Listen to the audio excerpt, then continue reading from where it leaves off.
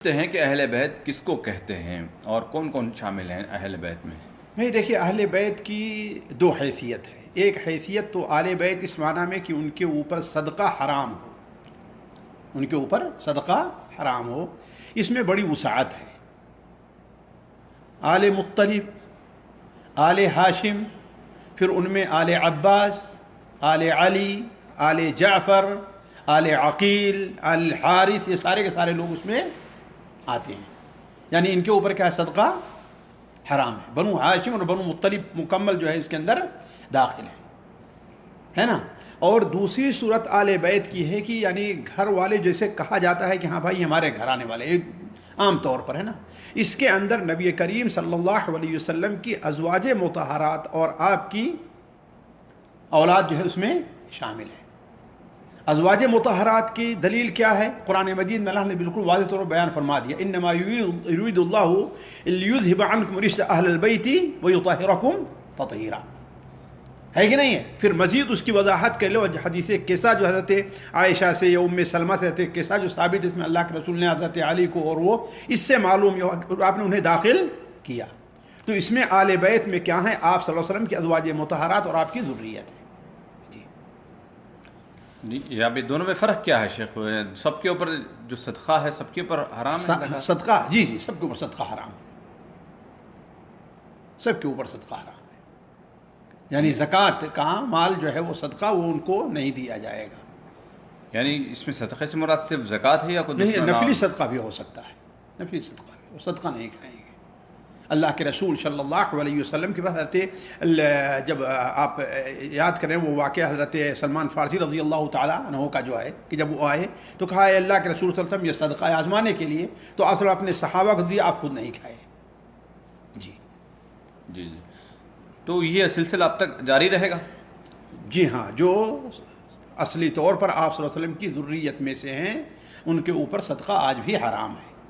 یہ اہل علم کے نزدیک مختلف ہی مسئلہ ہے کہ وہ خود ایک آپس میں ایک دوسرے کو اپنا صدقہ دے سکتے ہیں یا نہیں، یہ الگ مسئلہ ہے، لیکن عام لوگوں کا صدقہ ان کے اوپر حرام ہے۔ جی، جو آج کل جو سید کا یہ جو لفڑا ہے بہت خطرناک ہے، ہم جو ہے اس کو خطرناک ہے تو آپ لوگ اس کو سلجھائیں، شریعت اس کی مکلف نہیں ہے۔ لوگوں نے اگر زبردستی کوئی آدمی ہے نا، ہر آدمی اپنے نام پر سید لکھ لے اور اس کے لیے کوئی صحیح، اصل چیز کیا ہے؟ اہل بیت۔ اگر اہل بیت ہیں تو، اگر اہل بیت ہیں تو، اور اگر نہیں ہیں تو ان کے لیے وہی شروط ہیں جو عام لوگوں کے لیے ہیں۔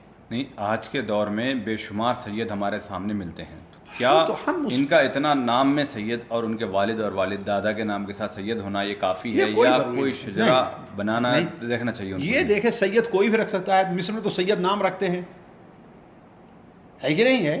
اصل چیز یہ ہے کہ خاندان ثابت ہونا چاہیے، اس کا وہ ذمہ دار ہے، ہم اور آپ ذمہ دار نہیں ہیں۔ جو اپنے کو سید دکھ رہا ہے وہ لا کر کے ثابت کرے کہ ہاں بھائی ہمارا شجرا اللہ کے رسول صلی اللہ علیہ وسلم مل رہا ہے۔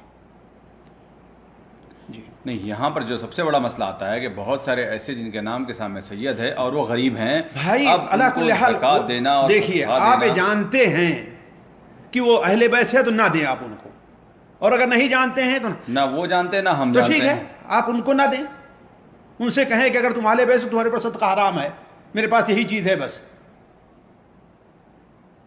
یہ مسئلہ اس کا یہاں پر اس کا حل نہیں ہے، اس کا اصل حل یہ ہے کہ اہل بیت کے اوپر حرام ہے، لیکن کون ہے کون نہیں ہے ہندوستان میں اس کا مسئلہ جو ہے ہمارے آپ پاس نہیں ہے۔